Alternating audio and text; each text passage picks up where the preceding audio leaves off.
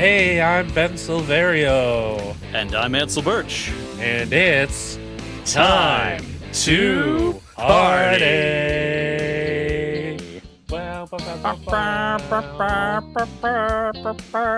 We are not doctors. We don't give medical advice. Please drink responsibly. Today's episode was recorded on January 29th, 2026. If I could turn back time. Do you know any other Cher songs? I'm sure you do. Oh, God. Not right now, apparently. Fuck. Well, Yeah, we'll I see. loved the album that had If I Could Turn Back Time. That was a really good album. Oh, God, I can see the cover in my head, but I can't think of any of the tracks on it. Well, I'm sure That's embarrassing. that our listeners will share their favorite Cher songs with us. Oh, please. When they add us about this eventually. Yeah, when they're like, hey, dummy. But in the meantime, welcome back to the podcast. Woo! Yeah, this is Time to Party, where we take a look at various time travel media, movies, TV shows, musicals, a whole bunch of stuff. And we let you know if they're worth your time. Once again, I'm Ben Silverio, co-host extraordinaire or something. And joined, as always, by your other host, Ansel Birch. Hey. Yeah. Podcaster. Basically just that. I want you to imagine, whenever you hear Ansel's voice, that he is wearing a top hat. Because honestly, you might be right. That's just a good practice. Yeah, it's a very high likelihood that that's what's happening.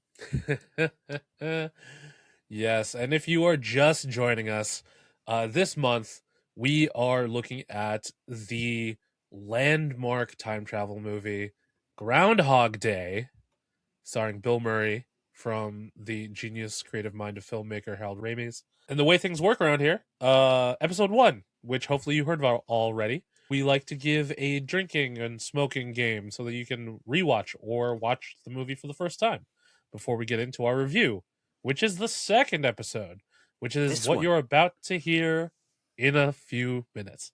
Yes, we review the movie, we get into all of our theories and thoughts and tangents and all that jazz. And then consider this your spoiler warning for a 30-year-old movie.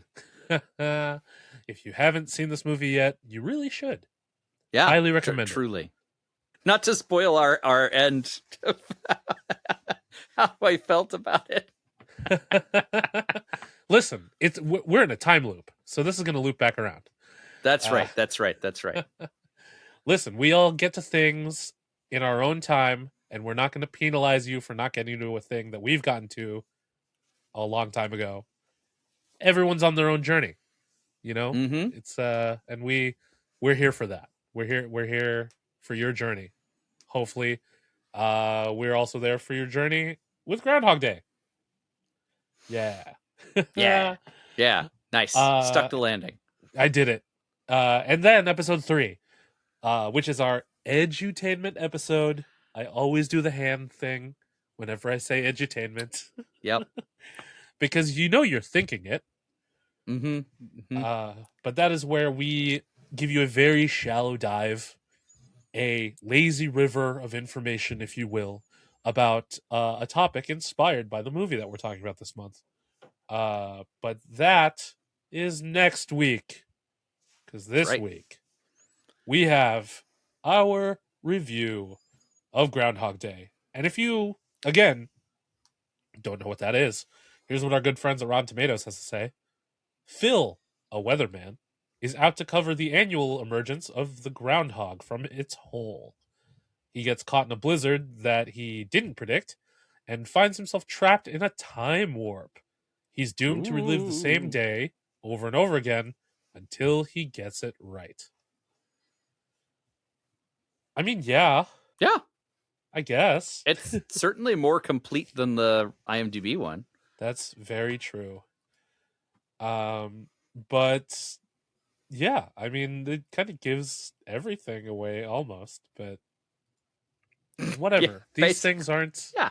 This movie is not about the ending. It is about the journey. It's true. Yes, 100%. And I guess that's where we'll start. The journey. Actually, I also want to say that it is very ironic that Netflix decided to take this movie off of their service on January 31st. I saw Which, that. What a shot. That tells me that someone else is going to get it just in time for Groundhog's Day. oh Like yeah, Hulu or HBO or somebody is going to get it, and that is going to be their biggest download of the month. because like why? Somebody Why spent would a lot that's? of money to get that just in time. Oh yeah, it's like, would you take off "It's a Wonderful Life" before the end of the Christmas season? Like, I don't think so. Not voluntarily, that's for sure. Yeah. I mean, you might pull a Prime Video and release a new edit that takes out the entire Potterville stuff, but whatever. Truly bananas decision. I know. Insanity. If anyone's actually watching that cut of the movie, what are you doing? Yeah, at least But on purpose. Can you imagine getting to the end of that movie and being like, "Wait, hold on. Where? What happened to the whole what?" I'd be so mad. yeah, rightfully so. It's, oh god. When that news came out, I was so upset. I'm like, why would you do that? But that's a different movie. Because it upsets Republicans, which should tell you a lot. Well. Oh man. The world is on fire. But we're on good vibes today. We Yeah. are. And fire isn't really a thing that Phil Connors explored in Groundhog Day. He did That's a lot of true. other stuff. He committed crimes, Oh, yes, he did. but no arsony. That is surprising, honestly. Of all the things that he didn't burn down any of the places he claimed to hate. I mean, he claimed to hate the whole town. It's true. Yeah. And the Philadelphian or the Pennsylvanian hotel where they were staying hates that. Yeah. Yeah. Very Set adamant that that he set that didn't shit want on to stay fire, there. bro. If they remade Groundhog Day today, maybe there would be more arson. We're more pro arson these days. It was a touchier topic back then, arson. Oh, fair enough. Well, here's a question that never really gets answered. Why did this happen to Phil? I really like that question. Exactly. And I also don't think that they ever approach it in the movie. Because, I mean, first off, it doesn't matter. It doesn't matter. That's the thing. It's the scene admitting it doesn't matter, but without ever having to actually have that scene. They just do not engage with that question. Why is this happening to me? Which would have been my first question in Phil's situation. Right. And I mean the gosh, next... yeah. What do you think it is that he did in that first day through? I mean, he was generally a dick, but But he didn't interact with any magical people. Nobody was Yep. like, I hope that you learn a lesson, or I hope you learn to choose love. Nobody says that to him. No. He doesn't get touched by the groundhog or the acacia stick. Yep. As far as we know, he doesn't drink the magic punch. You don't know what's in that coffee cup. That's true. Maybe that's it. But I really like that they didn't feel the need to address that, because we're immediately thrust into Phil's world. We have a ton of questions, but we don't necessarily need those answers because we're just already caught up in what is happening to this guy, and we're on the journey to find out if he can get through it. So the next logical question is, how do you feel about this time travel mechanic? Because time loop is one of the oldest tricks in the book, right? But we usually get some kind of indication as to why our character is in a time loop. So I really like it personally. I'm a yeah. big fan of time loops in general, but this one in particular, I think the clever thing that they did by not giving him a person who's responsible or a observer or a fellow time loop aware person is that it meant that he was completely isolated the whole time. There Yeah. was never a point where he had anybody else to confide in about this who knew anything more than him, could advise him, give him any advice.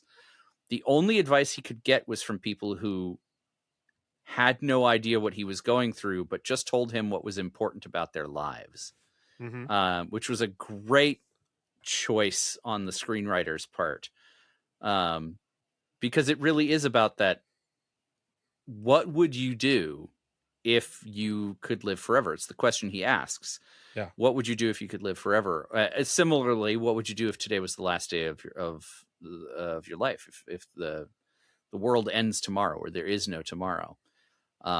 He phrases it a few different ways throughout the course of it, and Mm-hmm. I think the answers he gets to those questions are truly the thesis of the movie. You know, would you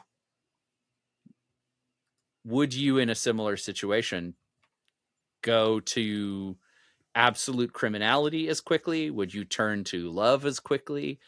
Would you spend however many cycles it takes to learn to play piano that well? That's I don't know. That's I think the thing that makes this question and this mechanic interesting for storytelling Yeah. is it I agree. gives you the opportunity, and it's the same in Palm Springs, it's the same Mm-hmm. in, although to a lesser degree, in Live Die Repeat, which is not the title of Oh, that Edge of movie. Tomorrow. Edge of Tomorrow. They don't explore it as well in Edge of Tomorrow because Edge of Tomorrow is more like, I'm going to learn all the moves to beat the video game. Mm-hmm. But certainly in Palm Springs, you know, there's the like total fuck it part where like nothing matters anymore. I can't be bothered. The time loop has sapped my will to live. Yeah. Or will to be better. And then he Clearly comes back we around. here Similar at thing here. Yeah, clearly we here at Time to Party would resort to arson a lot quicker. But well, speak for yourself. I'm just kidding. I'm not setting fires. But Phil punches Ned after like 4 days. Yeah. Like, that is a very short amount of time. He goes evil fast. Yeah, he chooses violence right away. And poor Ned. I mean, Needle Nose isn't Ned. that the same day? The Ned punch starts off the day where he ends up in the bowling alley getting drunk, getting in the driver's seat of that car, and then driving it through town over the mailbox. Like that was all one day, wasn't it? That was all one day, I believe. Yeah, that sounds right. With the two local dudes, one of which who I clocked from the movie Blank Check. Impressive. He was the limo driver. I wasn't going to get into this until later, but like this movie is full of character actors. Oh yeah, like character actors galore. I mean, Chris Elliott as the cameraman, Stephen Tobolowsky as Ned, Brian Doyle Murray as Buster Green, Angela Patton as Mrs. Lancaster, Robin Duke as Doris the waitress. Really, all of these people whose names you probably don't recognize, but you would probably recognize their faces or their voices. But there was also a very young Michael Shannon who makes his on-screen debut by getting WrestleMania tickets from Phil Connors. Oh, which I thought was fun. Yeah. Man, I knew I recognized him from somewhere. Thank you. Yeah. But yeah, what would you do in Phil's position? You know, what do you think you would do with your time once you've realized what's going on? I mean, I think that's the thing is, you know, you think about the things you would want to do, but I feel like the things I want to do now would run out, right? I would run out of those things pretty early on. I would do audio production for a month straight with no repercussions and get to do the same piece over and over and over and over and over again until I just got so freaking good at it.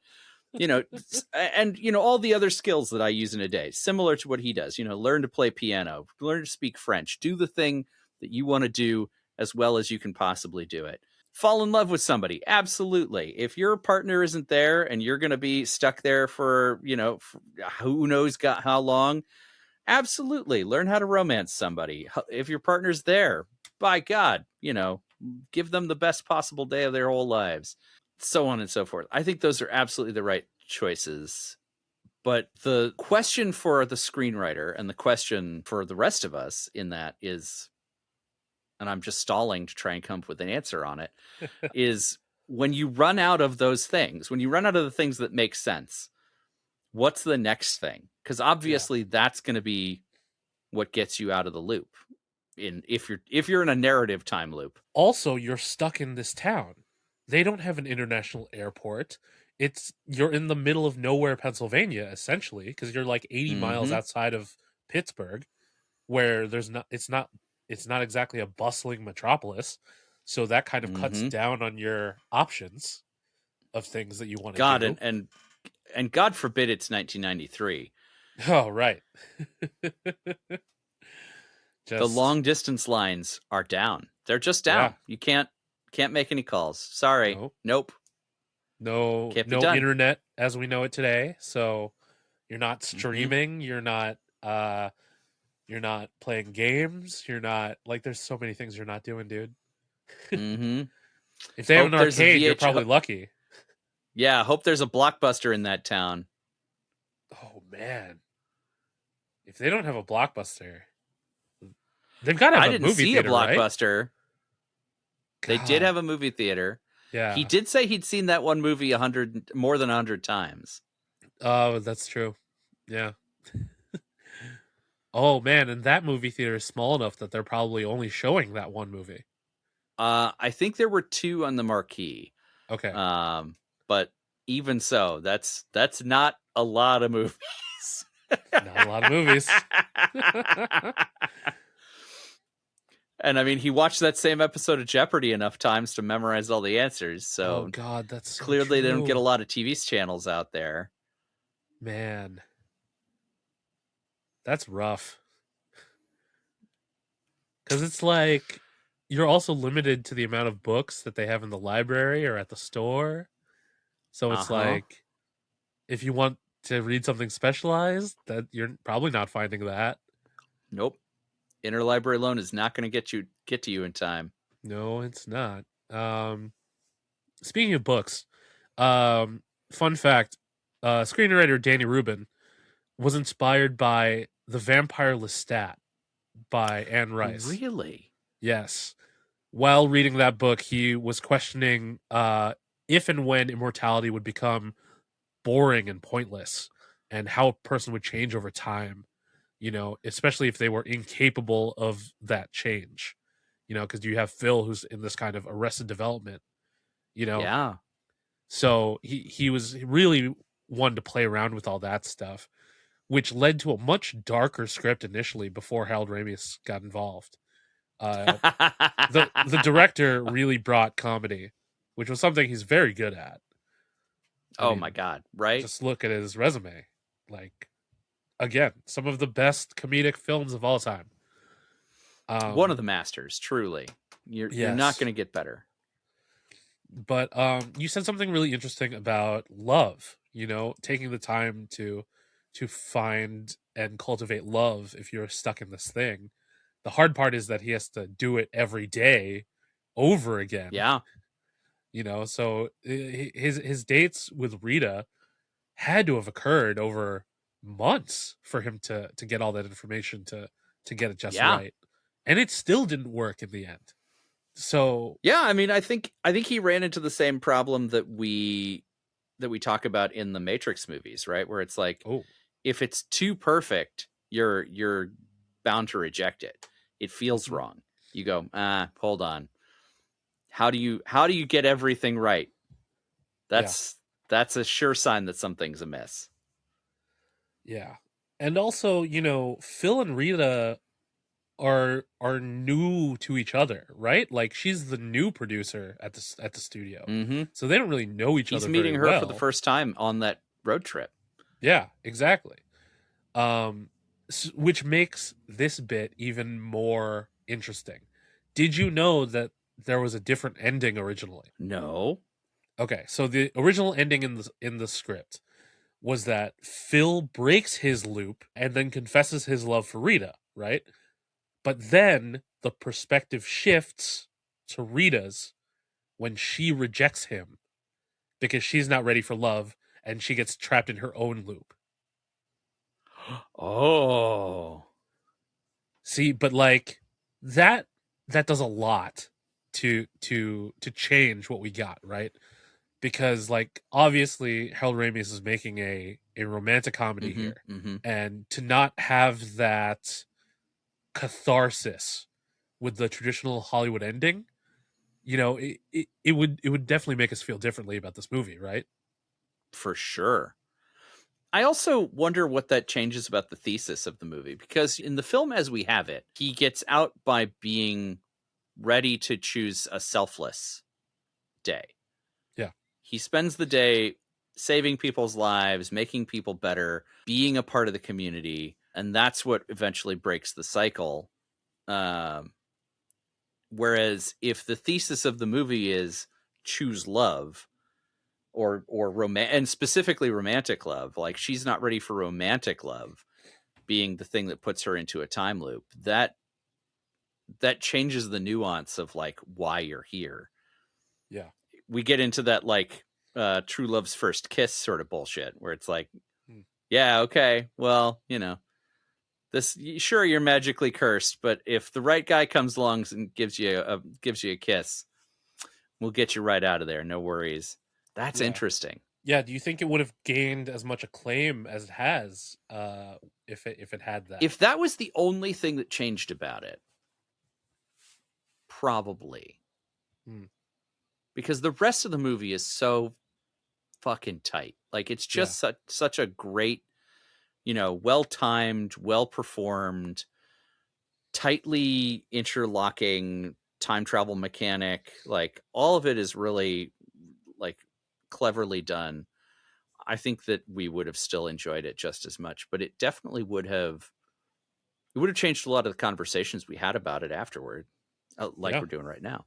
Exactly. Another thing that would have been very different would be if the leading man was different. Because originally the director wanted Tom Hanks. Oh, I Yeah. mean, sure. Chevy Chase and Michael Keaton were also in the mix.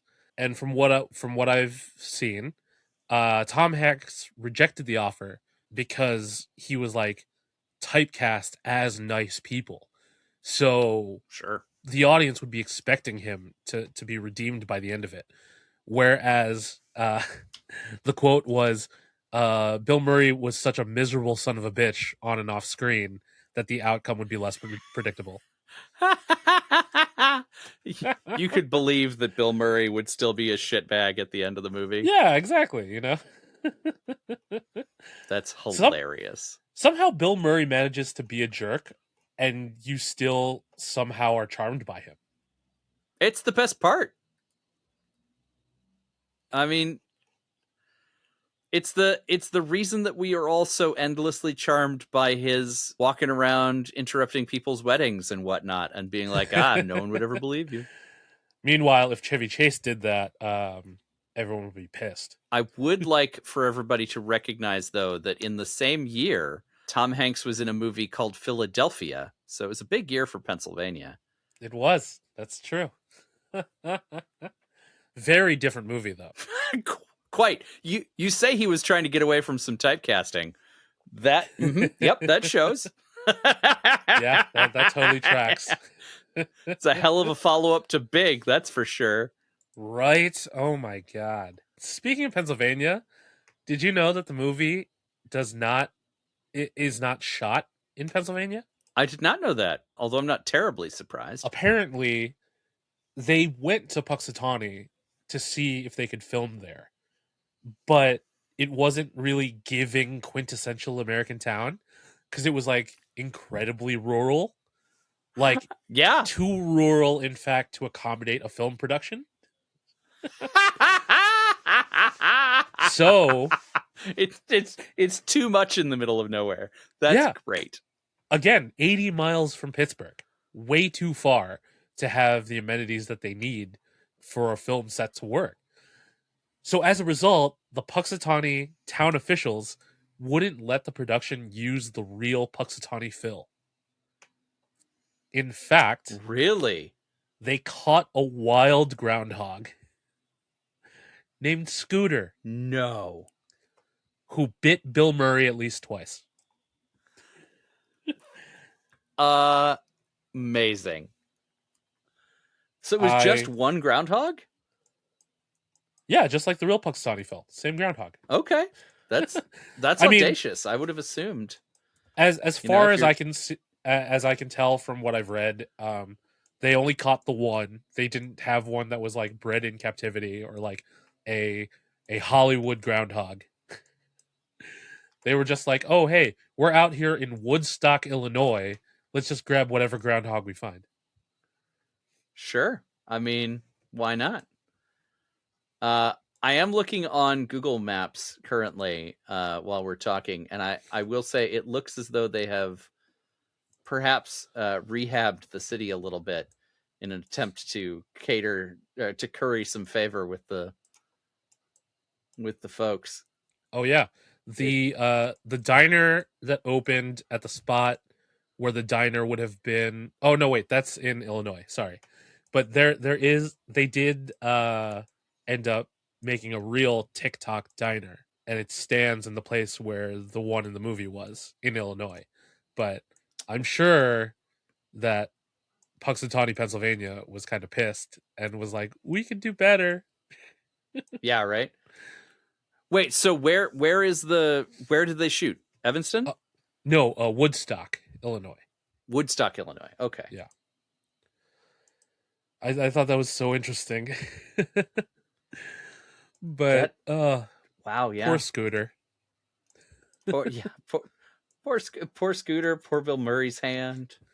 But you know, as top tier as the comedy of Groundhog Day is, as we heard from that original ending, you know, it gets really dark in some places. You know, darker than your average, you know, family fun romantic comedy goes. Yeah. Yeah, as rom-coms go, it takes a turn in the middle, yeah. Yeah, he goes pretty quick from hedonism to depression to acceptance. But like that depression bit lasts for a while. Mm-hmm. Well, and then delusion. You know, he goes from depression straight True. into I'm God or I'm a god. Uh-huh. Although we don't know how many cycles he's been through at that point because it's pretty early in our view of his cycles, but he has already learned the name of everyone in that diner. So Yeah. it's been a minute. It's true. On the topic of how long Phil has been stuck, I knew you were going to bring this up. You actually jumped ahead in my notes. But Harold Ramis and Bill Murray worked together for such a long time, right? But this was apparently like the last thing that they did together because they disagreed on what Groundhog Day should be. Really? Yeah, the director wanted to make a romantic comedy. The star wanted to make a more contemplative piece. Roger Ebert pointed out that Bill Murray's character experiences are a bit similar to Scrooged. So I'm sure that he didn't want to retread old territory. Sure. But regardless, you know, generations of fans have explored the philosophical and religious undertones of the plot. So really, Murray got his way in the end. And then back to our good friend, Stephen Tobolowsky, he shared in a 2018 interview that the director told him that based on the Buddhist principle of how long it takes for a human soul to be perfected, Phil Connors was stuck in that time loop for 10,000 years. Like a lot of people have been like, oh, it's been 9 years. It's been 12 years. It's been like 20 years. But like for them to drop that bomb to be 10,000 years? Are you Wow. crazy? Wow. And is the thesis then that Phil has reached perfection at the end of this movie? I mean, as perfect as a human can get, right? Which is still fallible. I guess. Maybe. Yeah, he does save a lot of lives and touch a lot of people and like make a big difference within his last 24 hours. So I guess we can accept that he has achieved the height of what he's capable of. I don't Yeah, know it that I certainly would have takes thought him a of it that while. way. Yeah. So, Yeah. because I don't know about you, but it's like there are times where I've gotten fairly deep thinking about what the writer was really trying to say with Groundhog Day. Like, where did you fall on that? Like, were you looking to get more of the Harold Ramis experience, with his intention, or the Bill Murray experience? Like, did you go for the lighthearted popcorn romantic comedy, or do you also go into the deeper, more philosophical elements here? I appreciate that it has shades of both. I don't think I watched it for anything but the popcorn experience until this most recent rewatch, because I will be honest with you, I have not watched this movie very many times since the 1900s. Oh, So this was my first time coming back to it for quite some time. And obviously being the person I have grown to be since then. Yeah, the philosophical side of it was really great for this rewatch. It was lovely to think more about the implications of the stuff that happens between the scenes. I think there's a lovely opportunity for the viewer to fill in some gaps, because it shows you the gaps. They're not plot holes. It shows you the trick it's doing, and it allows you to make your own suppositions, which I think is really, really cool about it. hmm. So I think I'm more on Bill's side now. But yeah, absolutely. As a younger person watching this movie, what a great rom-com. Really, really enjoyed Yes, it for that. without a doubt, a great romantic story. Andy McDowell is an excellent romantic At the height of her interest. powers. Oh my god. I don't think I realized how much I had a crush on Andy Mc like I look back at some of my ex-girlfriends and I'm just like, "Oh, yeah, I could totally see how I like Andy McDowell." Mm-hmm. So just Andy McDowell over and over and over again. I mean, hey, Into it. so say we all. Yes. But one of the things I really focused on during this rewatch was the unhoused man that he ends up caring for, Yes. because we don't really get closure on that storyline at the Mm-mm. very end. We Yeah. just That one see hit me like him. a ton of bricks this time. Yeah. Oh man. Like, I forgot about it, and so when we got there, I was just like, "Fuck, dude." No matter what That he guy's just does. gonna die. It's just his time. Yeah. It's rough to wrap Yeah, and around. we never. Yeah, ugh, to not get closure on that. It's just like, nope. I mean, I guess it's important to know that Bill Murray does not have magic powers. There's Yeah. not a I can make everyone better capability for him. Right. He He can makes some do what a people regular better. person can do. Yeah. Like, he helps that kid falling out of the tree. He saves that guy from Mm-hmm. choking. He Yep. gives old Needle Nose Ned some good business. He raises a lot of money for the town. He's gonna Like, regret all that insurance when he has to actually pay for it. it's very true. And how much money did he give that piano teacher? $1,000. Every time? Yeah. It's the same $1,000. Well, that's true. And if he steals that money from the bank every time anyway. Oh God, yeah. If he's just stealing that bag of cash every time, then yeah, what do you care? They don't have security cameras in Puxatawny. Yeah. That does sort of push away from the perfected soul argument. Listen, if he's stealing to provide for the people, is it really stealing? Ah, the Robin Hood argument. There you go. You know. Oh man. But I also wonder if he's still taking piano lessons at the end. Like he's learned to play the piano. the teacher is at the party, and she's like, "That's my student." At the last one? Okay. Yeah. So I guess he had one more for good measure. Sure. And we've talked a lot about the philosophical, the kind of heavier elements of this movie, but like, what is your favorite comedic bit from Groundhog Day? I think it's pretty obvious what mine is. The Ned Ryerson stuff like gets me every time. The Ned thing? Yeah. Yeah. The Ned Ryerson stuff is very good. I don't there's the dumb child part of me from way back in 1993 that still laughed every time he stepped in the puddle. Yeah. I don't know why, but that got me so hard. Just careful of that first step. It's a doozy. It's a doozy. It's a doozy. Thanks, Ned. And then when he Bing! stops and lets the other guy step in the puddle, Mhm. so And he enjoyed it good. just as much as you did. Yeah. Catharsis. Gosh, yeah, I think that might be it. I think that might be my favorite, Yeah. like pure comedy thing that happened. Because there are a lot of like really good jokes that are couched into other scenes, Mhm. but as far as like just straight up doing a Lotzie sort of situation, I think I'm gonna go with the puddle. Yeah.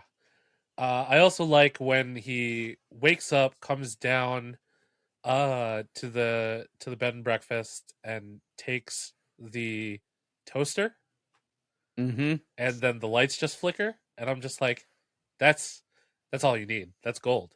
That's dark. Yep. Yeah, that's I Looney like that Tunes.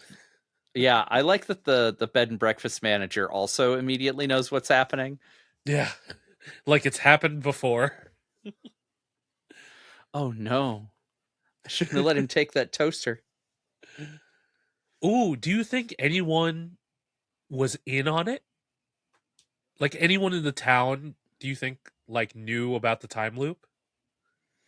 And they were just going along with it to see, like, obviously we don't see it play out that way, but like, do you think anyone there might have been like, oh yeah, that Phil is, he's at it again?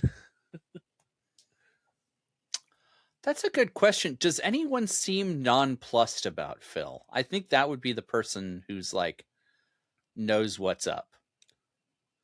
Larry the cameraman.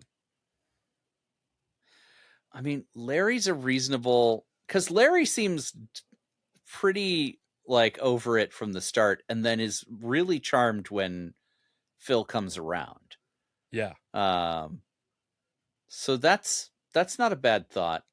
Now we're getting into Ferris Bueller territory, where Ferris is a figment of Cameron's imagination. Like, we're just fantasy booking how this is going now. But I do wonder. I wonder if there's an argument. If we were theory crafting this, is there an argument for the first guy he meets on the landing? Oh, yeah, because he's also very amused when Phil is like buying into everything. Mm-hmm. Like he sees him from, I'm going to give you just enough time of day to get you to go away, to I'm going to interact with you on a genuine level. And he does seem really charmed by it when it finally does come around for him on that. Yeah.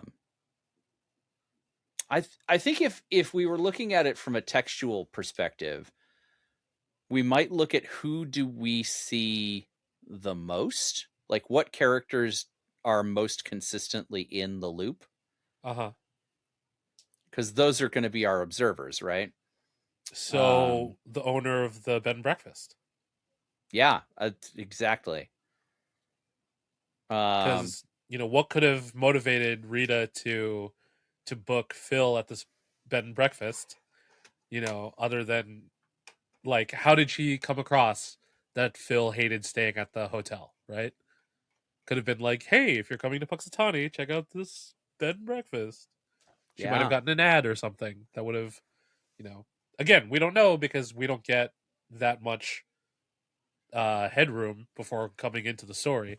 We're just yeah. already in the time loop right away. But So it's a magic B&B. I'm here for that. yeah, because And we that would do see also the owner, or the woman in the breakfast area anyway, pretty consistently. right. Sorry, you were saying. No, now this just gives us more to ponder about. Because party people, if you have any Groundhog Day theories, please share them with us. But while you ponder on that, the big question here at Time to Party is always, Ansel, is Groundhog Day worth your time? Yes, emphatically yes. I don't know why I let this go out of my cycle of movies to rewatch, but I think it's safe to say that it is back in. Yeah, I'm gonna have to watch this one on a semi-annual basis, because it's there for a reason. It's a solid classic in the truest sense. Absolutely. I totally agree with you. I've said it multiple times. Across these two episodes, it's one of the best American comedies out there. Where it lands on the list is up for debate, but it's definitely in the conversation. It's Mm-hmm. so tight. It goes beyond what you're expecting from a typical movie of this genre. The performances are so solid. All of the choices that the director makes are very evident, um, and they just enhance the experience. I think it's such a well crafted movie.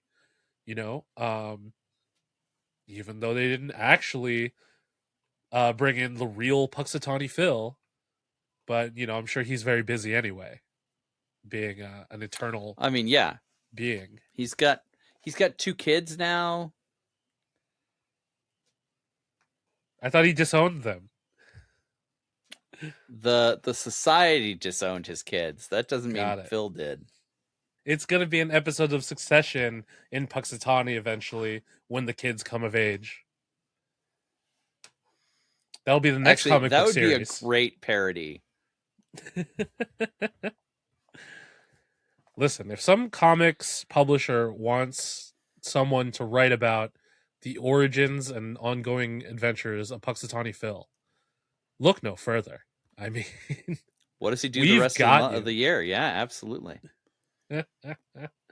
There's all of this. I feel like you got to call up Warwick's publisher and see what you can do. Absolutely. There's all this propaganda about Santa Claus. Why is there so little about Mm-hmm. Puxatawny Phil? You know, That's right. Even Jack Frost gets a lot of play around this time of year.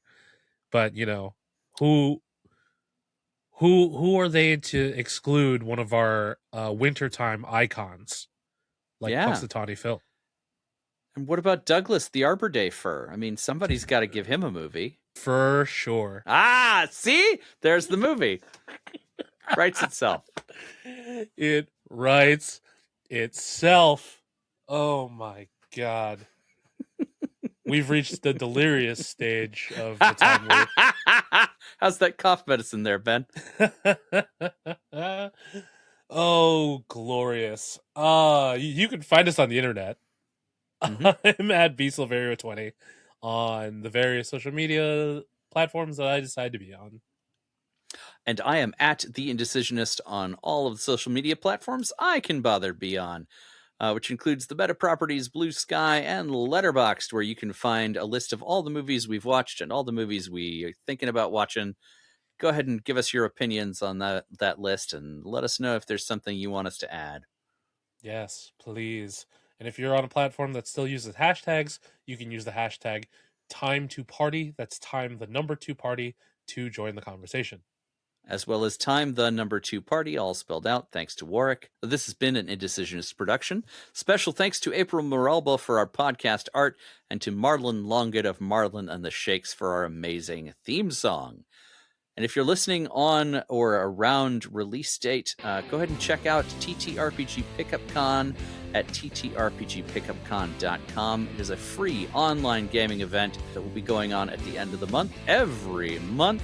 And signups are open right now. If you hurry, you can probably still get a spot in one of the cool indie games that we're running for the month. And happy Valentine's Day. That's right. Happy Valentine's Day. Yeah, hope you're doing something fun, party people. Well, kids, from Puxaktani, it's Phil Connors. So long. Be excellent to each other. And party on, dudes. Oh. Best share I could do. That's great.